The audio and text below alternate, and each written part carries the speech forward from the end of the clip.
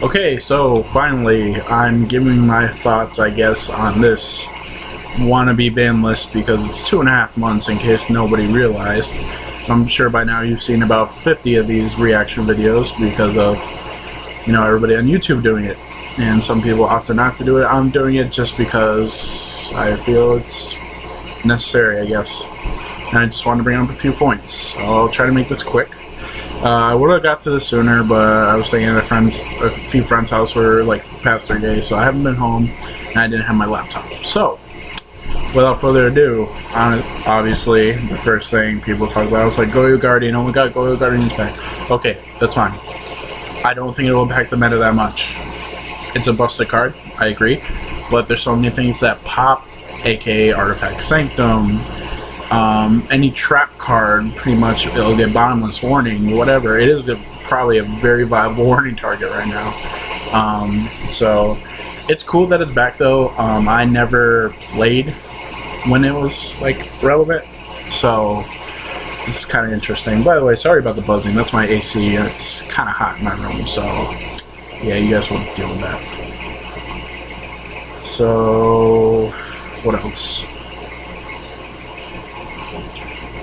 This was a really odd list. Gear. This was needed. I feel like this list in general is just a little tease to what's to come, because it took care of like gear when it comes to the meta, but the deck is still viable. You can play a Karkuri gear or whatever you want. Like you can mix it in, and it was still doing good before people were running that card the way they were. So you'll see that still a lot. I don't think it's tier 1. But it's still very viable. Magician of Faith 2, I'm not going to talk about this because it doesn't matter. Formula Synchronza 2, I'm not a big fan of that, only because you could just kind of spam them, I guess, and, they're very good with, like, Black Rose and, Synchron decks. I mean, the Synchron decks haven't done anything, I guess, so maybe that's why, but, like, I don't know, I see that being maybe a mistake down the road. And then Deep Prison and Mirror Force are at 3 now, which is, I guess, whatever. It doesn't really matter, because as far as I know, a lot of people don't run Mirror Force, and if they do, they side it. Or they just put it in as one to, like, surprise your opponent and then take it out game 2 as, like, a smoke screen kind of thing. So that's interesting. I don't think, like, it matters, I guess. Like, I mean, they're battle traps, and battle traps like aren't that great right now. Obviously, you guys know that who are paying attention to competitive gameplay, because Soul Charge is a thing that's still at 3. So some people just like the setup, and it is what it is, I guess. So we're probably gonna have like a Lights Room ruler format for most of it. And since that deck can hit it all, and then we're coming out with Duelist Lions, Shadows, and Stella Knights, I believe, coming there.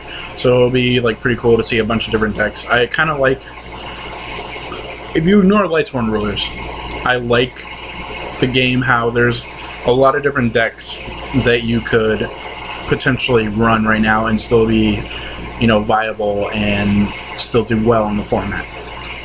I want to also talk about how I said Gustos. I'm probably staying away from them for event-wise right now. I'll probably play it at local sometimes, but I am working on other things.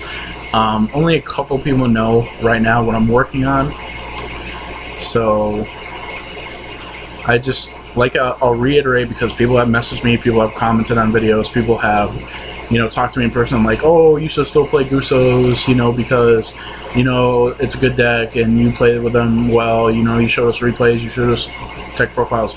Yes. But, since they are slow deck in general, unless you get the OTK, but smart players know how to play around the OTK, so it becomes basically a regular deck, and it does get a lot of plussing when it gets going, but it has to get going. And there's other decks that do that better right now, so even if we want to play that game, chances are I might lose, or like there's a greater chance. It's like me versus like Nadolce, you know what I mean? Like if I don't have the Veiler or Fiendish Chain and Breakthrough skill for their plays, they're gonna outplus me all day. Same with like Lightsworn Rulers, they'll just OTK me. I do okay against. I think I've won more than I've lost against hat decks, but I have lost to them. And Evil Storm's going to see a lot of play, and that stops the sprees. So like I'm only really reliant on like Lightning Chidori, and I only run one, and that's really my only viable option against certain things. And if they warning that or whatever, I have no way to shuffle it back in. So bottom line, I'm not going to play it at events because I don't want the time restriction. And that's, I'm not blaming anybody because, you know, it's 40-minute rounds. It's always been that way as far as I know. So, I mean, it just is what it is. So that's the end of that discussion. And the deck I'm going to play next, I'll give you guys a little hint. You guys will see it eventually, probably soon. It is a light-based archetype. Is it Hunters? Maybe. Or is it not? You guys will find out soon. Anyways, thank you guys for watching. I really appreciate it. Comment your guys' feeling on the ban list, I guess, even though I'm kind of late to the party, but whatever. It was more towards, you know, a deck updates, because I know what I'm probably playing for this format, and I think it will be viable because of side decks and everything. So let me know what you guys think. Thank you, and this is One Anti-Hero, signing out.